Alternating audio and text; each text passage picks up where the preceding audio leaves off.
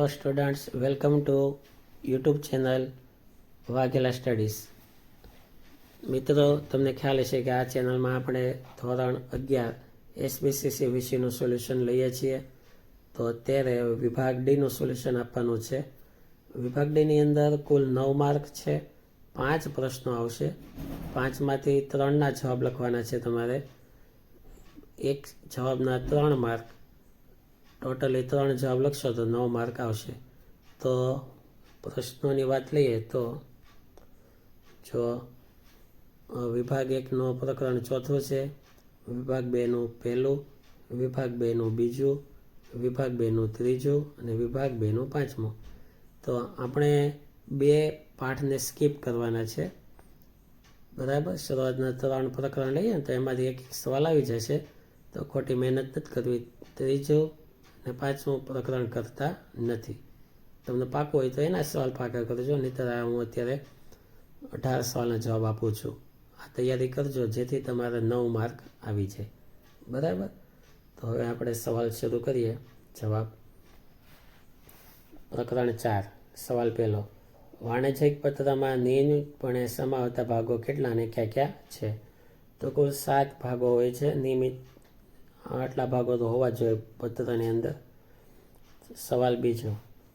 વાણિજ્યિક પત્રના પ્રસંગોપાત ભાગોની યાદી આપો. તો પ્રસંગોપાત ભાગો પણ 7 છે. જો અંગત અથવા અન્ય નોંધ. બીજું, ધ્યાનાકર્ષક રેખા. ત્રીજું, વિષય સૂચક રેખા. ચોથું, બિડાણ. 5, કાર્બન કોપીની નોંધ. 6, ઓળખ રેખા. 7, ટપાલ રવાનગી અંગેની સૂચના. 8, તાજા કલમ. ટૂંકમાં તાક લખાય. ત્યારબાદ સવાલ ત્રીજો. ઓળખ રેખાની ઉદાહરણ સહિત સમજૂતી આપો. જો ઓળખ રેખા આપેલી છે, બરાબર, હવે તેને સમજાવીને આપેલી છે અને તેનું ઉદાહરણ આપેલું છે. DMM/LKP. આ રેખા પરથી કઈ રીતે આપણે સમજવું એ સમજાવવામાં આવેલું છે. ત્યારબાદ તાજા કલમની ઉદાહરણ સહિત સમજૂતી આપો. જો તાજા કલમ એટલે કે તાત્કાલિક, તેની સમજૂતી અપાયેલી છે. વિડીયો પોઝ કરી પાકો કરી નાખજો. પછી સવાલ તેના પછીનો. વાણિજ્યિક પત્રમાં ઉપયોગમાં લેવાતા વિવિધ સંબોધન ઉદાહરણ સહિત સમજાવો. સંબોધન પત્ર લખીએ ત્યારે ડિયર સર, ડિયર મેડમ, અથવા તો my dear sir, my dear madam, આવું કંઈ પણ, અથવા તો લેડીઝ, જેન્ટલમેન, શ્રીમાન, શ્રીમતી, સાહેબશ્રી. આમ પત્રની શરૂઆત આવી રીતે થતી હોય છે. તો એ સંબોધન ખૂબ અગત્યનું છે. કઈ રીતે સંબોધન કરવું એના વિશેનો આ સવાલ છે. બહુ ઇઝી છે, એક વખત વાંચો એટલે તરત યાદ થઈ જશે. તો 6 સવાલ પૂરા થયા પ્રકરણ 4ના. હવે ઓલા 5મો પૂરો થયો. 6થો સવાલ. શીર્ષક વિશે સમજૂતી આપો. શીર્ષક, કેમ કે પત્ર લખીએ ત્યારે એનું શીર્ષક ખૂબ અગત્યનું હોય છે. શીર્ષકને આધારે શીર્ષક હંમેશા મોટા અક્ષરે લખવામાં આવતું હોય છે. ઘણી બધી માહિતી આ શીર્ષક જ પૂરું પાડી દે. શીર્ષક એટલે ટાઇટલ. ટાઇટલથી જ તે ખ્યાલ આવે કે શેના વિશેનો પત્ર છે. હવે વિભાગ 2 પ્રકરણ 1, 6 સવાલો છે. તેમાં પહેલો સવાલનો જવાબ. સવાલ પહેલો છે, સેક્રેટરીના લક્ષણો જણાવો. જો સેક્રેટરીના લક્ષણો આપેલા છે. અહીં પણ જેના લક્ષણો છે, આ દરેક લક્ષણો પાકા કરવા 3 માર્ક હોય. સવાલ 2, વહીવટી સેક્રેટરીના કાર્યો જણાવો. જો આ વહીવટી સેક્રેટરીના કાર્યો આપેલા છે, દરેક કાર્યો પાકા કરી પરીક્ષામાં લખવા.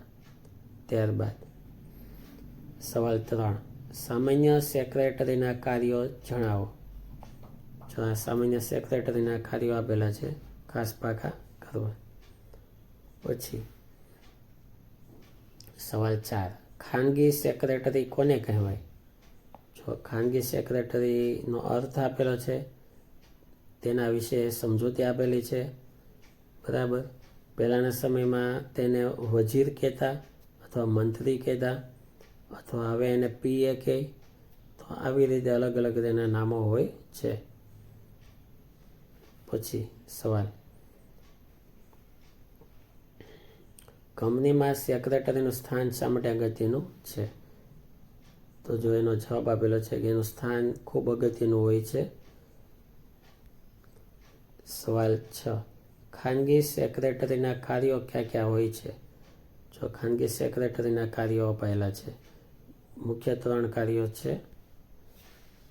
હવે પ્રકરણ 2, વિભાગ 2નું પ્રકરણ 2, તેના પણ તમે જો 6 સવાલો છે. આ 6 સવાલના જવાબ આપણે જોવાના છે. તો સવાલ 1, સેક્રેટરી પાસે કયા કયા કાયદાઓનું જ્ઞાન અપેક્ષિત છે?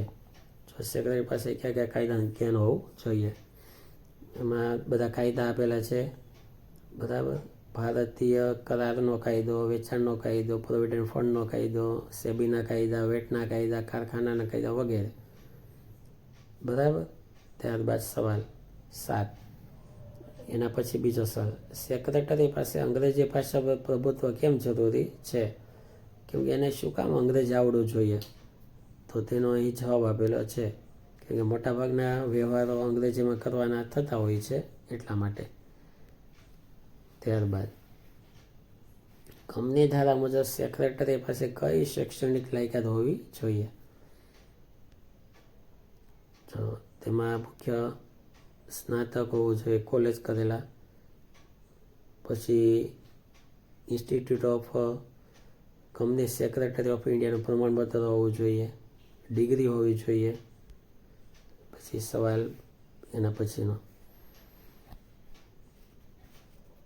સભા સંચાલનનું જ્ઞાન સેક્રેટરી પાસે ન હોય તો શું થાય? હવે માનો કે એને સભાનું સંચાલન ન આવડતું હોય તો લોકોને માહિતી કઈ રીતે આપી શકે? બરાબર. પોતાનો પક્ષ કઈ રીતે રજૂ કરી શકે? આ દરેક બાબત સભા દ્વારા સમજાવી શકાય છે. તો આ જ્ઞાન ખૂબ હોવું જોઈએ. પછી સુંદર સ્વાસ્થ્ય અને આત્મવિશ્વાસ સેક્રેટરી માટે કેમ જરૂરી છે? કે એનો આત્મવિશ્વાસ, તંદુરસ્તી બધું સારું હોય તો તે સેક્રેટરી સારી રીતે કાર્ય કરી શકે. આ દરેક બાબત આમાં સમજાવેલી છે. ત્યારબાદ KMPમાં કોનો સમાવેશ કરવામાં આવે છે? તો જવાબ, જો કંપની ધારા પ્રમાણે 5 વ્યક્તિઓનો સમાવેશ ચાવી રૂપ સંચાલકીય વ્યક્તિ એટલે કે KMP